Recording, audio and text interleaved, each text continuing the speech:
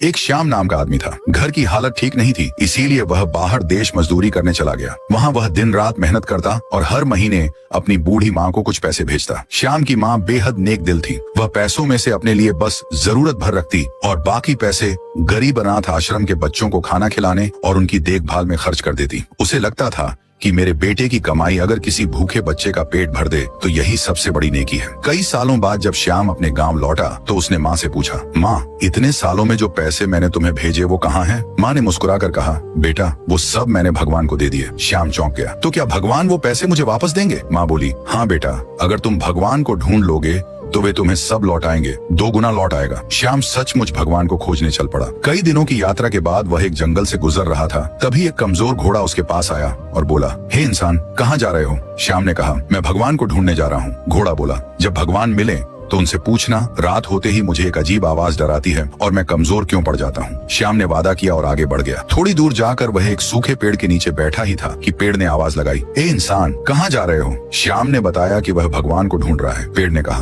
भगवान से पूछना, मेरा तना क्यों सूख रहा है, मेरे पत्ते क्यों झड़ रहे हैं, मैं बेजान क्यों हो रहा हूँ? आगे चलकर उसे एक बुजुर्ग व्यक्ति मिला। श्याम ने उसे पूरी कहानी बता दी, माँ के पैसे, घोड़े का सवाल और पेड़ का दर्द। बुजुर्ग मुस्कुराए और बोले, भगवान तो अभी थोड़ी देर पहले ही तुम्हारे पैसे लौटाने तुम्हारे घर की तरफ गए हैं और जो सवाल तुम लाए हो उनके जवाब मैं दे देता हूँ। उन्होंने कहा, घोड़े से कहना, जब तक कोई इंसान तुम्हें अपनाकर अपनी सवारी नहीं बनाएगा तुम हमेशा डरते और कमजोर रहोगे। और पेड़ से कहना, तुम्हारी जड़ों में दफन खजाना ही तुम्हें सुखा रहा है, जब वह बाहर निकलेगा तभी तुम फिर हरे भरे हो पाओगे। श्याम घर की ओर लौट पड़ा। पहले घोड़े को जवाब दिया तो घोड़ा बोला, तुम भी तो इंसान हो, मुझे अपनाओ। श्याम ने उसे साथ लिया और फिर पेड़ के पास पहुंचा। पेड़ ने पूछा, क्या तुम मेरे सवाल का जवाब लाए हो? श्याम ने कहा, हाँ, तुम्हारी जड़ों में खजाना छुपा है, उसे निकालोगे तो तुम फिर से हरे हो जाओगे। पेड़ बोला, तो वह खजाना तुम ही निकाल लो और मुझे मरने से बचा लो। श्याम ने खुदाई की और वहाँ से सोने चांदी के ढेरों सिक्के निकल आए। वह उन्हें थैली में भरकर घोड़े पर सवार हुआ और घर लौट आया। माँ ने पूछा, बता बेटा, क्या भगवान मिले? श्याम मुस्कुराया और बोला, हाँ माँ, मैंने भगवान को ढूंढ लिया और जितना तुमने उन्हें दिया था उन्होंने मुझे उसका 2 गुना लौटा दिया। माँ ने प्यार से कहा,